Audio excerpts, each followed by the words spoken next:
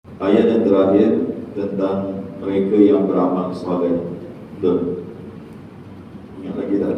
Saya pun lupa juga. Yang terakhir sekali itu man amila salihan fali nafsi. Siapa yang beramal soleh maka faedahnya pulang pada diri dia, dan siapa yang buat kejahatan bahaya dia akan menimpa diri. Jadi seolah-olah kata ulama ada pertanyaan, bila dia dapat faedah dia, bila dia akan diberi balasan perbuatan baik atau jahat dia, bila dekat hari kiamat. Bila nanti hari kiamat, hari akhirat. Jadi ada pertanyaan lagi, bila hari akhirat, bila akan terjadinya hari akhirat. Jadi kata ulama munasabah dia dengan ayat ni, Allah telah menjawab pertanyaan bilakah hari akhirat. Ilaihi yuradu ilmu sa'ah, kepadanya, kepada Allah jugalah kembalinya soal pengetahuan tentang masa datangnya hari kiamat. Ini khusus, satu orang pun tak boleh kongsi, antara Nabi yang diutuskan dan juga malaikat yang dekat kepada Allah, dua-dua tak tahu. Malaikat ketua malaikat, malaikat Jibril bertanya kepada ketua Nabi dan ketua Anbiya wal Mursalin Muhammad sallallahu alaihi wasallam, pada saat bila hari kiamat, al-mas'ulu bil a'lama anis-sa'il. Kata Rasulullah sallallahu alaihi wasallam, tidaklah orang yang tanya itu lebih mengetahui daripada orang yang bertanya. Jadi dua-dua tak tahu bila hari kiamat itu. Yang dia tahu tanda-tanda saja. Betul, hadis itu terangkan tanda-tanda hari kiamat. Tentang hari kiamat memang hanya Allah SWT yang tahu. Jadi kalau ada orang klaim dia tahu bila hari kiamat, kalau dia orang Islam, kafir lah dia. Kalau dia orang Islam, kafir. Dan kalau orang percaya pun kafir juga.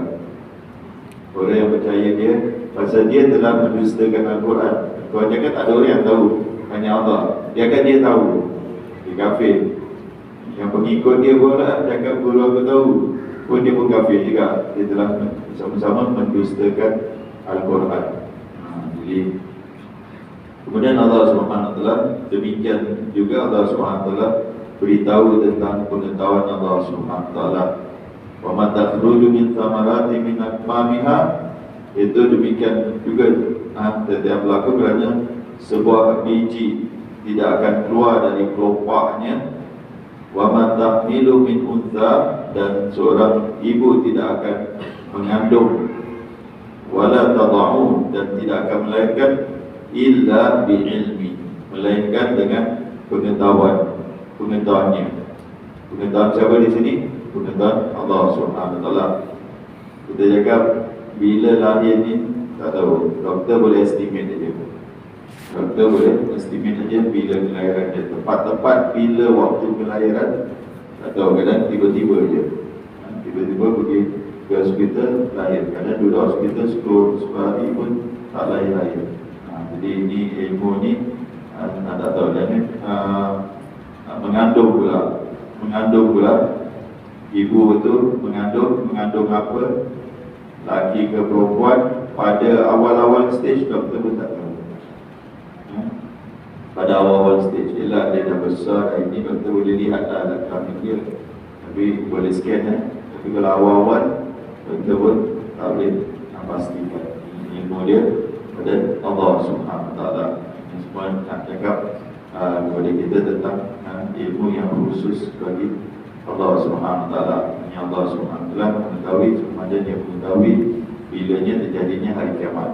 Kemudian pada hari kiamat pula, wa yauma yunadihim, pada hari akhirat. Jadi bila orang tanya tentang hari akhirat, Allah masuk juga tentang suasana atau keadaan hari akhirat itu. Itu pada hari Allah SWT menyeru mereka. Siapa mereka ni? Mereka ni orang-orang musyrikin, orang-orang yang mensyirikkan Allah SWT. Siapa sajalah. Al-kufur milatun wahidah. Kufur ni dia agama satu. Kalau musyrik ni, siapa saja tu tanda yang syirikkan Allah SWT. Dia punya tajuk besar kufur. Innal ladzina kafaru min ahlil kitab wal musyrikin. Sungguhnya orang-orang kafir daripada ahlil kitab dan orang musyrik. Di dunia ni dua je. Sama ada dia kafir daripada ahli kitab yang kufur, ataupun golongan yang musyrik. Golongan yang musyrik. Tapi semua ni tajuk dia apa? Agama dia apa? Kufur. Sebab itu Nabi cakap al-kufru millatun wahidah. Kufur tu adalah agama yang satu. Semua sama je. Agama dia kufur. Baik syirik ke, kafir ke apa, dia dinamakan orang yang kufur. Jadi orang yang syirik ni, orang yang melakukan kesyirikan kepada Allah SWT. Aina syur, Allah bertanya, Allah panggil mereka, Allah seru mereka dan bertanya kepada mereka, aina syurakai, mana dia syuraka aku. Syuraka ni apa? Sekutu aku. Allah guna aku, seolah-olah macam Allah iktiraf ke mereka tu adalah sekutu bagi Allah. Tak, bukan maksudnya Allah iktiraf mereka ni adalah sekutu Allah, tetapi mereka ni orang-orang musyrik yang mereka klaim, mereka dakwa berhala-berhala atau makhluk-makhluk ni lah, semua mereka ni ada sekutu bagi Allah SWT. Semua ada kena menghina dengan Allah SWT. Itu mana ada ajaran sesat dalam Islam kita cakap. Yang musyrik dia cakap lah terlalu banyak ajaran dia, macam-macam ajaran dia. Kalau kita ada time kita tengok Ustaz Ikram, Ustaz Ikram ni video, dia 200-300 agama dia kaji. Macam-macam agama yang telanjang pun ada. Tok Syekh dia mengajar benda yang kena telanjang. Semua yang datang mesti kena telanjangnya. Ada juga agama macam-macam. Kalau saya pergi di Vietnam dulu, coconut religion. Apa ni? Kelapa pun ada juga. Ini bukan orang bodoh tuan-tuan. Yang pengasas dia tu, dia belajar, dia orang Vietnam, dia belajar di Perancis, di France. Belajar sampai tinggi dia belajar. Balik cipta agama ni. Dia duduk tempat pulau tu, makan, minum apa semua, bukan semua kelapa. Jadi dia jadi agama kelapa, coconut religion. Bukan dia sembah coconut tu, dia tak sembah. Dia kan kita habis-habisan dengan kelapa juga. Kita tengok tempat dia, pengikut ramai, ada pula pengikut tu, pengikut ramai pula. Sampai kerajaan ambil tindakan, ribuan juga pengikut dia, coconut religion. Jadi macam-macam agama. Kita cakap agama-agama yang selain daripada Islam. Dalam Islam ni pun ada juga. Kalau Islam lah, orang mengaku beriman kepada Allah, beriman kepada Nabi Muhammad SAW, pun ada juga macam-macam yang agama-agama yang syirik kepada Allah SWT. Biasanya dia punya, kita nak detect dia punya ajaran sesat, dia akan mengaku dia ada kaitan dengan Allah SWT. Seolah-olah dia dapat wahyu daripada Allah SWT, dia dapat berita, maklumat, apa sajalah. Mesti dia nak kaitkan diri dia dengan Allah SWT. Jadi dia jadikan diri dia sekutu bagi Allah. Dan seolah-olah dia partner lah. Nabi SAW yang dapat wahyu daripada Allah pun, Nabi tak ada nak klaim. Bila orang nak minta perlindungan dengan Nabi, apakah kau nak jadi aku ini Tuhan selain daripada Allah? Nak minta perlindungan dengan aku? Jadi Nabi tak ada. Tapi kalau ketua ajaran sesat ni, orang minta dengan dia, dan dia makin lagi suka lagi. Orang mau pertolongan dia, mohon ini, mohon itu, dia lagi suka lagi. Tapi Nabi SAW tak ada. Itu bezanya para Nabi dengan ketua-ketua ajaran sesat ni. Dia ada connection dengan Allah SWT. Itu namanya syuraka. Dia partner lah dengan Allah, apa sajalah, dan partner. Dalam memberi rezeki ni, aku pun boleh memberi rezeki contoh. Aku pun boleh memberi ini, memberi itu. Dia adalah syuraka. Dia orang-orang kafir, orang-orang musyrik yang sembah berhala.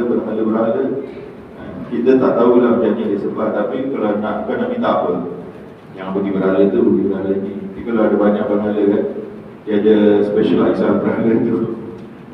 Nah ini kau pergi berhala ni, nah ini pergi berhala ni, ibu berhala ni, mungkin macam begitu kan, berhala yang masak ini, masak itu.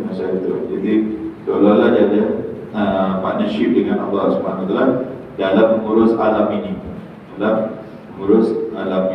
Jadi mereka panggil berhala-berhala itu syuraka Allah, sekutu Allah SWT.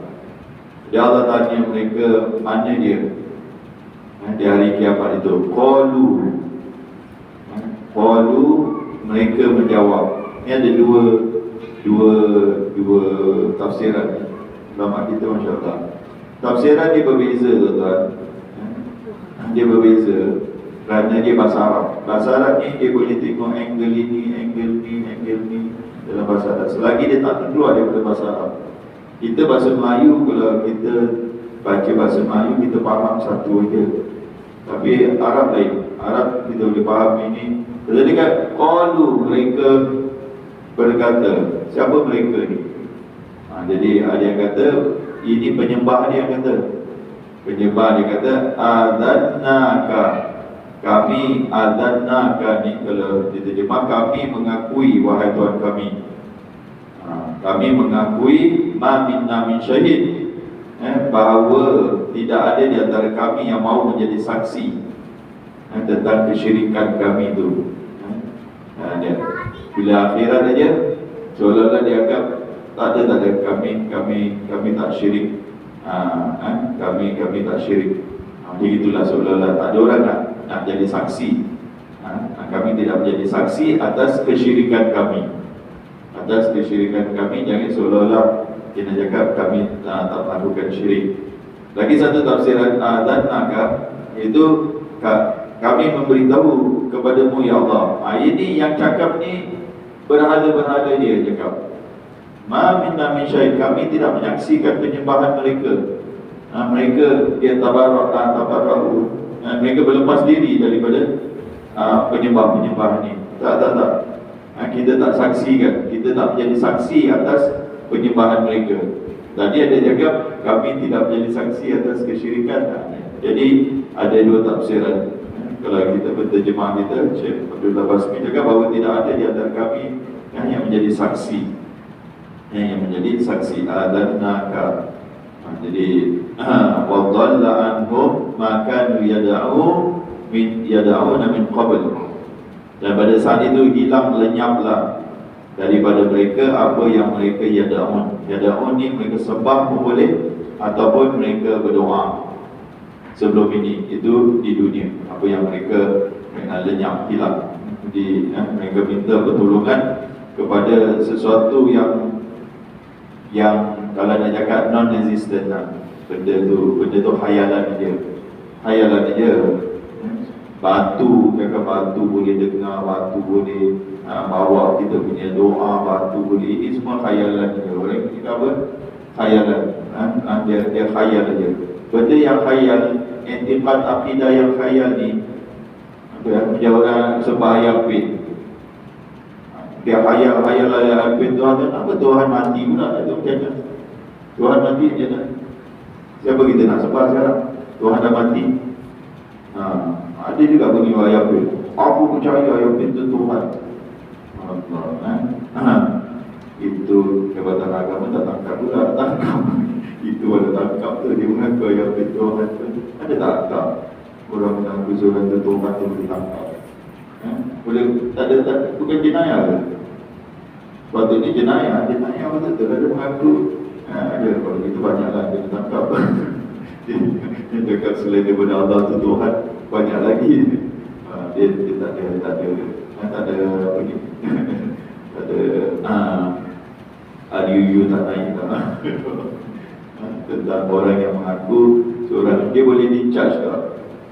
Didakwa tak? Di mahkamah kerana dia mengaku seorang ini Tuhan. Kalau orang yang mengaku Tuhan boleh kita tangkap. Pengikut dia yang mengaku dia Tuhan, betul kena tangkap lah. Mengaku dia Tuhan. Jadi hayalan saja. Pada hari kiamat hilang lenyap. Dhalla ni hilang lenyap apa yang mereka sembah pada waktu itu. Jadi setiap orang ni akan dengan Tuhan dia. Di hari kiamat kata Rasulullah SAW, setiap penyembah tu akan dikumpulkan dengan Tuhan dia, Tuhan yang disembah di dunia. Patung dia cakap, kau Tuhan aku pun tak tahu kau sembah aku di dunia. Kita dah ada hadis, patung jawab, dia cakap, mana kau Tuhan kau ni Tuhan? Tanya dengan dia, patung cakap, aku pun tak tahu dia orang sembah aku. Aku hanya aku hanya seketul batu je.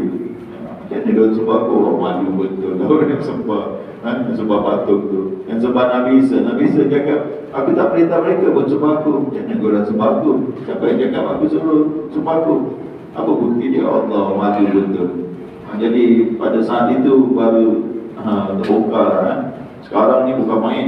Kalau cakap ini bukan Tuhan, dia bukan main, pertahankan dia punya Tuhan. Sampai bermati-matian, boleh gaduh, boleh perang.